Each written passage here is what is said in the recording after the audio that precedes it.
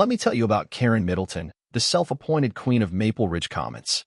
As the HOA president for the past 3 years, she had transformed what should have been a simple neighborhood association into her personal fiefdom. Karen was the type of woman who measured her self-worth by the number of violation notices she could issue in a single week, and trust me, she was overachieving in that department. I'm David Chin, a corporate attorney who made the mistake of buying a house in this pristine suburban nightmare.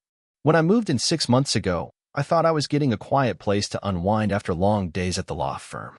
Instead, I walked into Karen's carefully orchestrated theater of suburban tyranny, where she starred as both judge and executioner of property violations that would make a parking meter maid weep with joy. Karen had that particular brand of confidence that comes from never being challenged. She was a real estate agent by day, which gave her just enough knowledge about property law to be dangerous, but not nearly enough to be accurate. Her uniform consisted of pressed khakis, polo shirts with the HOA logo, and a clipboard that she wielded like a scepter. She drove a white SUV with vanity plates that read HOA Boss, because subtlety was apparently not in her vocabulary. The first time I met Karen, she was standing on my driveway at 7 a.m. on a Saturday morning, measuring the height of my mailbox with a tape measure. "Karen, what exactly are you doing?" I asked, still in my pajamas and holding a cup of coffee. She looked up at me with the expression of someone who had just caught a serial killer red-handed. "Your mailbox is 42 3/4 inches tall. The covenant clearly states that mailboxes cannot exceed 42 inches. She brandished her clipboard like it was a court order. I glanced at my perfectly normal mailbox, then back at her. "Karen, that's a 1/4 inch. Are you seriously going to write me up for a 1/4 inch? Her eyes lit up with the kind of joy typically reserved for lottery winners. "The rules are the rules, David. If we make exceptions, chaos ensues. I'll be issuing a formal violation notice within 24 hours.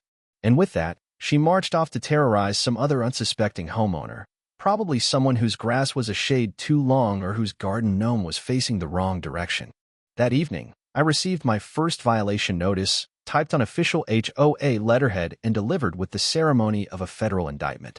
The fine was $50 for the 1/4 inch mailbox infraction, with an additional $25 per day until the issue was resolved. I had to admire the thoroughness of her pettiness, even as I planned my response. The next morning, I adjusted my mailbox to exactly 42 inches. Then I did something that Karen probably didn't expect from her usual victims. I researched the actual HOA covenants, not just Karen's interpretation of them. What I found was fascinating. The covenant stated that mailboxes should be approximately 42 inches tall, and it specifically mentioned that variations of up to 2 inches were acceptable for aesthetic purposes. Karen had been enforcing her own made-up rule for years, and apparently, nobody had bothered to challenge her.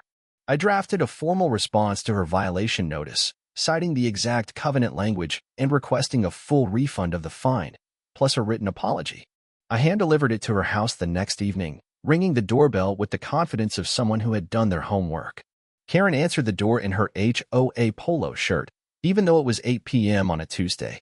Some people never really clock out from their power trips. She read my letter with increasing agitation, her face cycling through confusion, anger, and finally, indignation. "You think you're clever, don't you, David? Well, let me tell you something about living in Maple Ridge Commons. I've been protecting property values here for 3 years, and I won't let some newcomer undermine the standards we've worked so hard to maintain." She was practically vibrating with righteous fury. "Karen, I'm not undermining anything. I'm simply pointing out that your interpretation of the covenant is incorrect. The language is clear." She crumpled up my letter and threw it back at me. "I don't care what you think the covenant says. I'm the president of this HOA, and my interpretation is the one that matters. You can take your fancy lawyer words and shove them where the sun doesn't shine." Charming. That's when I realized that Karen wasn't just petty or controlling.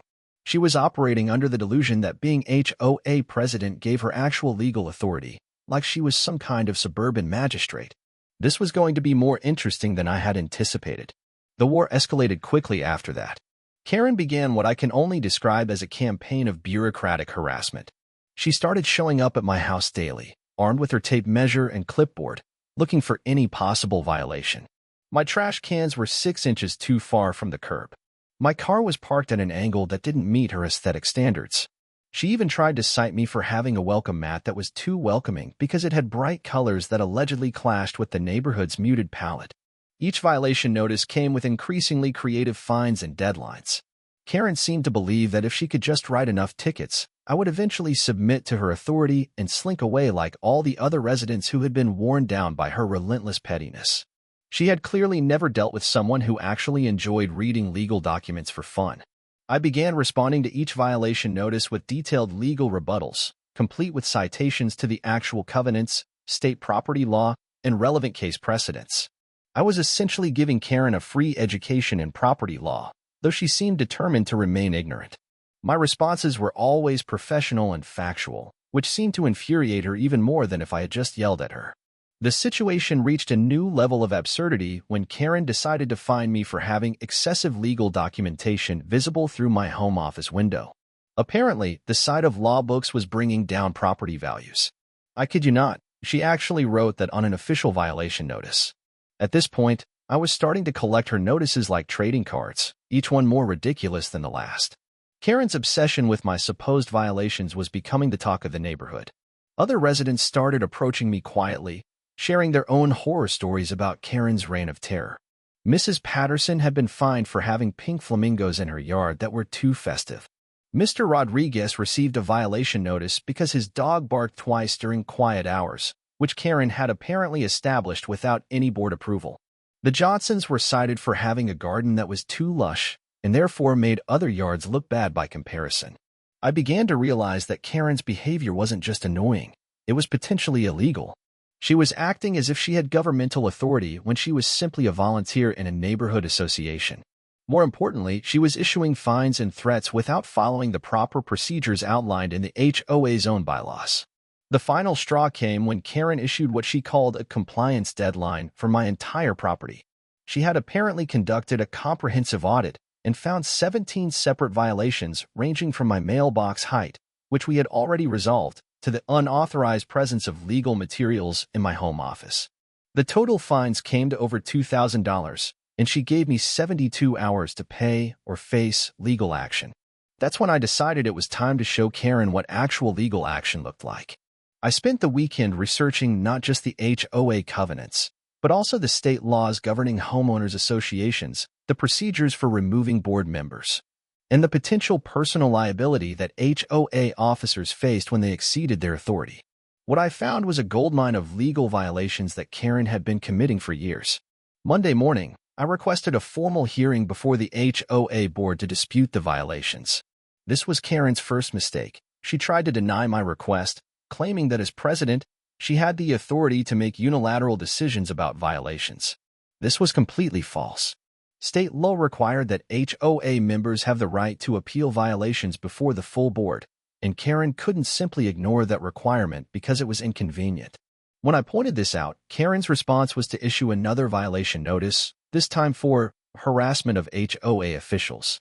The fine was $500, and she threatened to place a lien on my property if I didn't pay within 48 hours. This was Karen's second mistake, and it was a big one.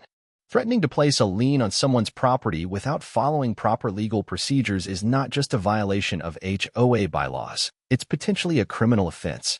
I immediately filed complaints with the state's Department of Commerce, which oversees homeowners associations, and with the local district attorney's office.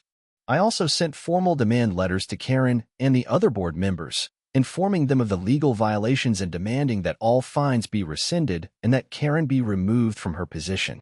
The board meeting was scheduled for the following Thursday evening in the community center. I arrived early and found Karen setting up her presentation materials, which apparently included a PowerPoint about maintaining community standards and a poster board with photos of my supposed violations. She had clearly expected this to be her moment of triumph, where she would finally put the troublesome new resident in his place. The other board members, Tom, Susan, and Margaret, looked uncomfortable as they took their seats. I had sent each of them copies of my legal research, and they were starting to understand that Karen's behavior had potentially exposed them all to personal liability.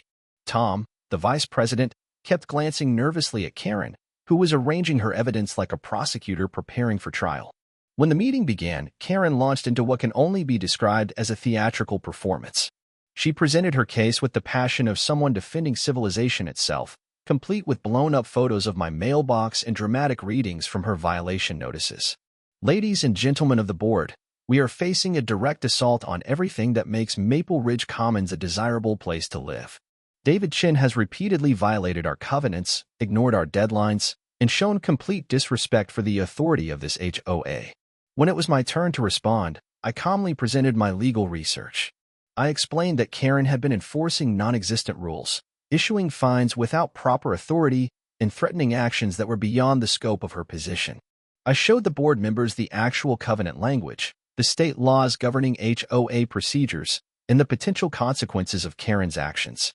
The room fell silent as I outlined the legal exposure that Karen had created.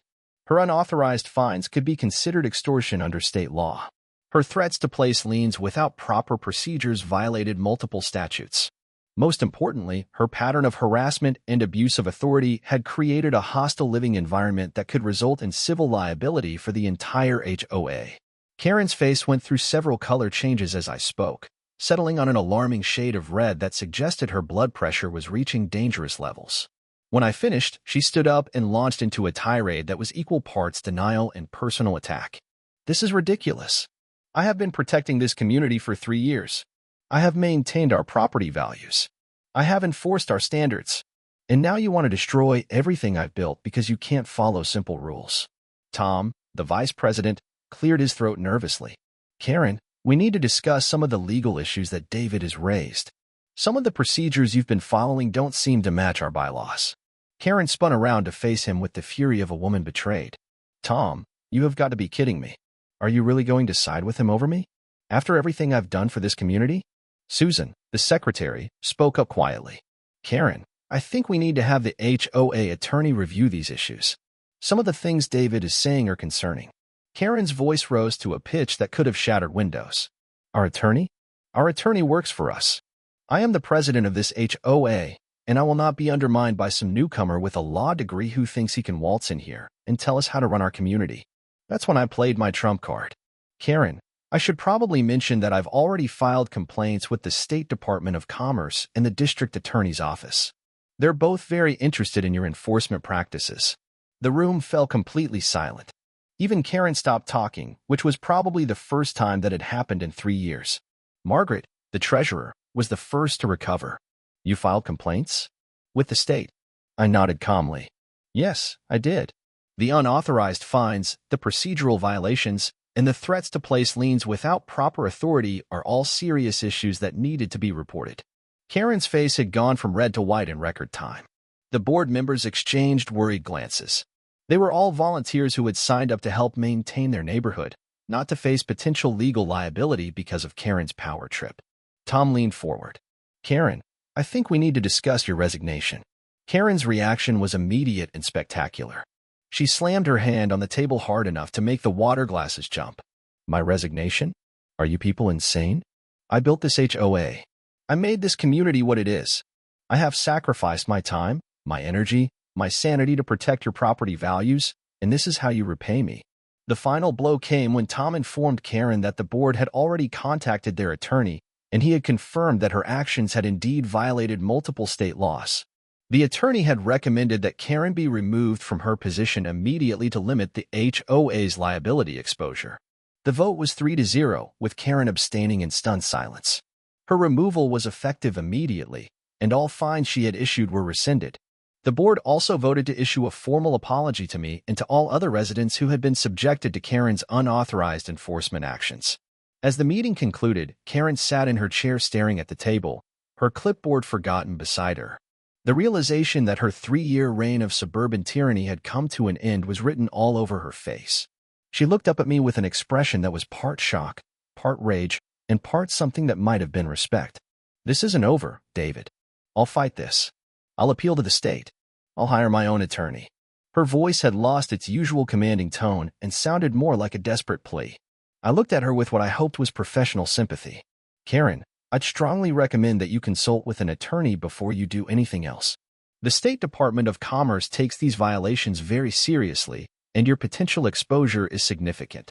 2 weeks later, I received a letter from Karen's attorney, not the HOA's attorney, but a different one she had hired personally. The letter was a masterpiece of legal backpedaling, formally withdrawing all violation notices Karen had issued to me and requesting that I consider not pursuing any further legal action against her personally. The letter also informed me that Karen had resigned from her position as a real estate agent after her brokerage firm learned about the complaints filed against her. Apparently, having active complaints with the State Department of Commerce was not compatible with maintaining a real estate license. Karen's professional reputation, which she had built over 15 years, was effectively destroyed by her need to control her neighbor's mailbox heights. The final paragraph of the letter contained what I can only describe as a grudging admission of defeat. Karen's attorney had advised her that fighting the state's investigation would likely result in even more serious consequences, including possible criminal charges for harassment and extortion. She was prepared to accept the loss of her HOA position and her real estate career if I would agree not to pursue civil damages against her personally. As I read that letter, I almost felt sorry for Karen. She had genuinely believed that her authority as HOA president gave her the right to terrorize her neighbors, and she had never considered that there might be consequences for her actions. Her need for control had ultimately cost her both her volunteer position and her professional career. The transformation of Maple Ridge Commons was immediate and dramatic. Without Karen's daily patrols, the neighborhood relaxed into something resembling normal suburban life. People started decorating their yards with personality again. The Johnsons expanded their garden. Mrs. Patterson bought more pink flamingos. Mr. Rodriguez's dog barked occasionally without triggering a bureaucratic crisis. The new HOA president, elected in an emergency vote, was a retired teacher named Frank Morrison who believed that homeowners associations should focus on actual community issues rather than mailbox measurements. The monthly meetings became productive discussions about neighborhood improvements instead of Karen's violation tribunals. But the most satisfying moment came 3 months later, when I received a certified letter from the State Department of Commerce. After investigating the complaints I had filed, they had found multiple violations of state law and Karen's enforcement practices. The letter informed me that Karen had been personally fined $15,000 for abuse of authority, harassment of HOA members, and issuing unauthorized financial penalties. The letter included a copy of Karen's response to the state's findings, which was apparently a rambling 12-page document that blamed everyone from me to the previous HOA board to the liberal conspiracy to destroy traditional property values. The state had rejected her appeal and upheld the full fine amount, $15,000. For someone who had lost her real estate career and was facing mounting legal bills, this was a devastating financial blow. Karen had spent 3 years wielding her clipboard like a weapon, never imagining that her victims might eventually fight back with actual legal knowledge. I folded the letter carefully and placed it in my filing cabinet, next to the collection of ridiculous violation notices Karen had issued over the months. They served as a reminder that sometimes the most satisfying victories come not from fighting fire with fire, but from fighting petty tyranny with patient, thorough legal research. As I looked out my home office window at my perfectly normal mailbox, I couldn't help but smile. Karen Middleton had learned the hard way that there's a difference between having authority and abusing it, and that eventually, everyone meets their match. The sound of her clipboard hitting the conference room table still echoed in my memory, along with the look of absolute shock on her face when she realized that her reign of suburban terror had finally come to an end. Karen had spent 3 years believing she was untouchable, but $15,000 in state fines suggested otherwise.